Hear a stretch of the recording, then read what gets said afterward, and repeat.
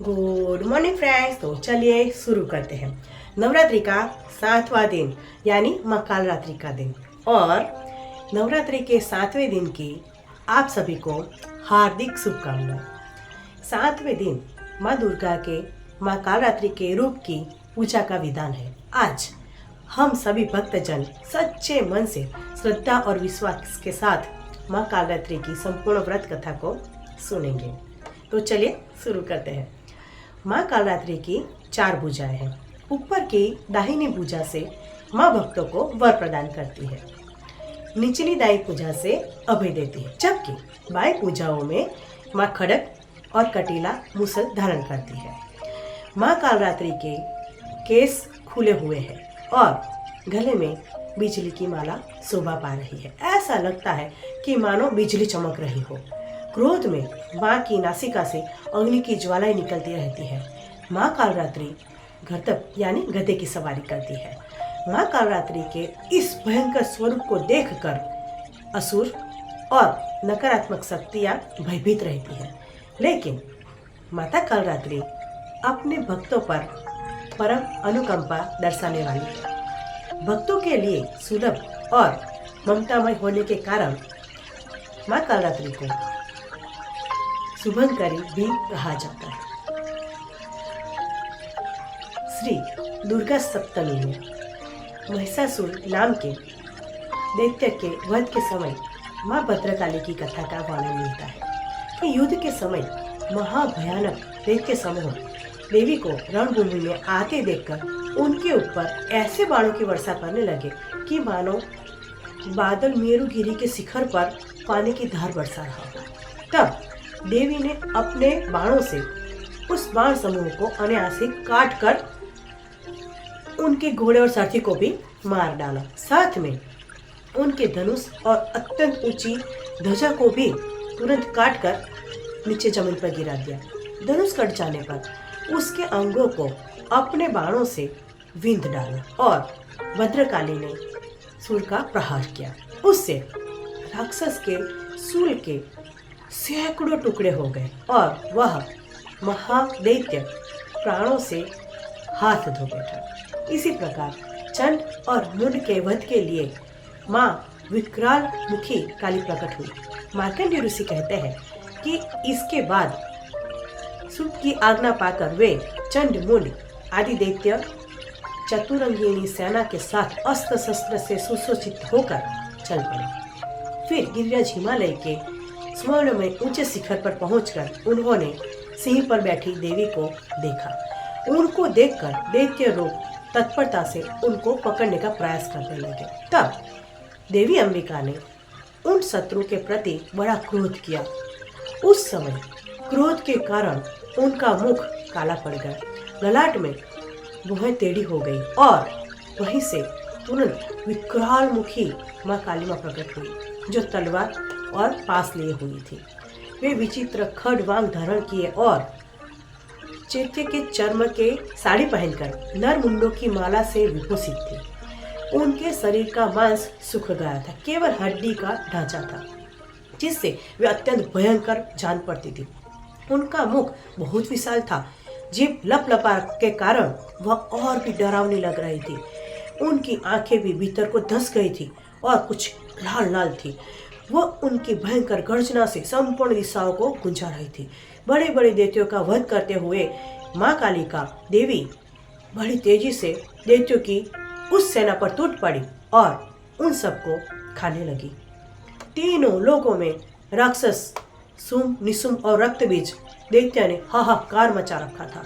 सभी देवतागण चिंतित थे कि सभी देवी देवता मिलकर भगवान शिव के पास गए और रक्षा की प्रार्थना की। तब महादेव ने माँ पार्वती से असुरों का संहार कर अपने भक्तों की रक्षा करने को कहा। इसके बाद माता पार्वती दुर्गा जी का रूप धारण किए और सुम निसुम का वध कर दिया। अब देवी के सामने असली चुनौती रक्तबीज ने पेश कर ली थी।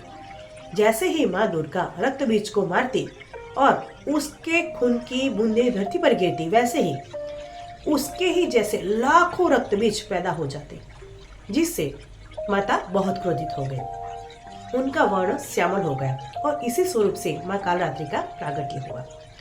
दैत्य रक्तबीज एक ऐसा दानव था कि जिसे यह वरदान हुआ था कि जब जब उसके रक्त की एक बूंद भी धरती पर गिरेगी तब हर बूंद से एक नया रक्तबीज जन्म लेगा, जो कि वो रूप और शक्ति में उसी के समान होगा।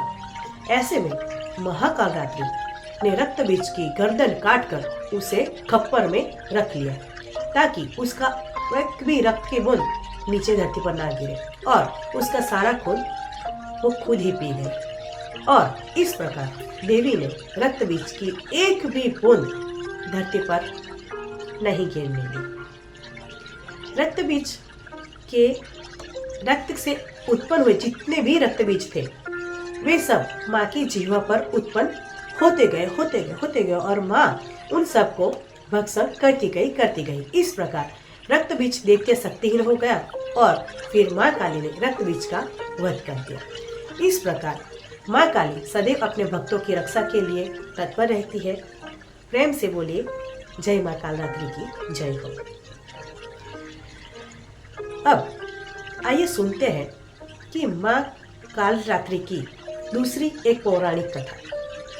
दूसरी कथा के अनुसार एक समय दारुक नामक एक पापी असुर ने ब्रह्मा जी की तपस्या करके उन्हें प्रसन्न कर लिया। ब्रह्मा जी से पाए गए वरदान के कारण दारुक अत्यंत बलशाली हो गया और देवताओं और ब्राह्मणों को परेशान करने लगा। वह उन पर अत्याचार करने लगा और धार्मिक अनुष्ठान यज्ञ उसने बंद करवा दिए और स्वर्ग को चला गया। सभी देवता विचलित हो गए और ब्रह्मा जी और विष्णु जी के पास सहायता मांगने के लिए चले गए। ब्रह्मा जी ने बताया कि दारुक का नाश सिर्फ और सिर्फ स्त्री के हाथों से ही हो सकता है। सभी बड़े बड़े देवता भी उससे युद्ध में हार चुके थे। अब अंत में निश्चित किया गया कि दारुक का वध माता पार्वती शिव जी की पत्नी ही कर सकती है। भगवान शिव ने अपना त्रिनेत्र खोलकर भयानक माँ काली का जन्म किया। उनका शरीर काले रंग का था। माता काली के माथे पर तीसरा नेत्र और चंद्रलेखा थी। उनके हाथों में त्रिशूल और कई प्रकार के अस्त्र शस्त्र थे। महाकाली के प्रचंड रूप को देखकर चारों तरफ अग्नि की भयानक लपटें उत्पन्न होने लगी। महाकाली के क्रोध को भगवान शिव ही रोक सकते थे, इसलिए भगवान शिव ने एक बालक का रूप धारण किया। भगवान शिव स्मशान पहुंचे और बालक के रूप में लेटकर रोने लगे। छोटे बालक को रोककर देखकर महाकाली का क्रोध शांत हो गया। उनके हृदय में ममता भावना जागृत होने लगी। उन्होंने शिवजी रूपी छोटे बालक को उठाया और अपने स्तनों से दूध पिलाने लगी। इसीलिए कहते हैं शिवा धात्री।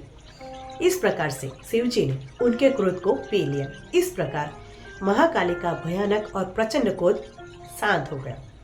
इसके बाद महाकाली मूर्छित हो गई। उन्हें होश में लाने के लिए भगवान शिव ने तांडव नृत्य किया। होश में आने पर वह पुनः माता पार्वती के रूप में आ चुकी थी। माता पार्वती भगवान शिव का नृत्य देखकर वो भी नृत्य करने लगी, जिसके कारण उन्हें योगनिका के नाम से भी पुकारा जाता है। तो चलिए एक बार फिर से प्रेम से बोलेंगे जय माता काली, जय माता काली। तो इस प्रकार नवरात्रि के 7वें दिन माँ कालरात्रि की पूजा अर्चना करने का विधान है। मान्यता है कि माँ कालरात्रि की पूजा करने से व्यक्ति को सभी पापों से मुक्ति मिलती है और शत्रुओं का नाश भी होता है। माता का रंग काला होने के कारण इन्हें कालरात्रि भी कहा गया है। माँ कालरात्रि का मंत्र है या देवी सर्वभूतेषु दया रूपेण संस्थिता नमस्तस्यै नमस्तस्यै नमस्तस्यै नमो नमः। जय माता कालरात्रि। तो चलिए, जो मैं हर रोज कहती हूँ आज भी कहूँगी, keep smiling always. Happy Navratri, happy माँ कालरात्रि। धन्यवाद। और आप लोगों को ये पौराणिक कथाएं अच्छी लगती हो तो जरूर जरूर जरूर मेरे चैनल को लाइक कीजिए, शेयर कीजिए, सब्सक्राइब कीजिए और सब्सक्राइब करके बेल आइकन दबाना मत भूलिएगा और कमेंट जरूर कीजिएगा। धन्यवाद। हैप्पी नवरात्रि, हैप्पी माँ कालरात्रि।